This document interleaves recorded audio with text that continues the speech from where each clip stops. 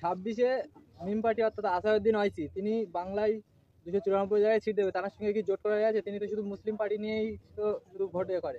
দেখুন, উনি 294 জায়গায় সিট দেবে আপনাকে কে বলেছে? মিডিয়ার মাধ্যমে শুনেছে। মিডিয়ার কথা আর মিম পার্টির অফিসিয়াল স্টেটমেন্টের মধ্যে দুটো অনেক তফাৎ।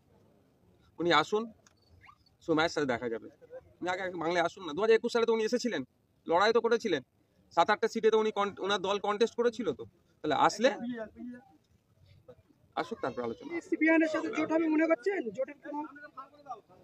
দেখুন, 2026 নির্বাচনটা শুধুমাত্র তৃণমূলকে হারানো নয়, তৃণমূল বিজেপিকে আমরা হারাতে প্রতিজ্ঞাবদ্ধ।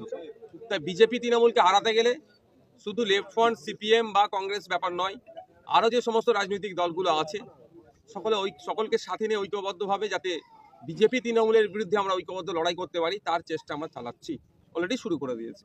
সুতরাং সিপিএম বা কংগ্রেসকে বাদ দিয়ে তো নয়, অবশ্যই তাদেরকে নিয়েই আমরা চাইছি যে বিজেপি এবং তৃণমূলকে যাতে বাংলা থেকে পরাস্ত করা যায়।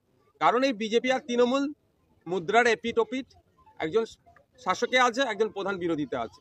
ওরা বোঝাপড়া করেই এই রাজ্যটাকে রসতলে পাঠাচ্ছে, তলনিতে পাঠিয়ে দেওয়ার চেষ্টা করছে। তাই আমাদেরকে এগিয়ে আসতে হবে, জাগ্রত হতে হবে 2026 নির্বাচনে, যাতে আমরা বিজেপি এবং তৃণমূলকে ঐক্যবদ্ধভাবে হারাতে পারি।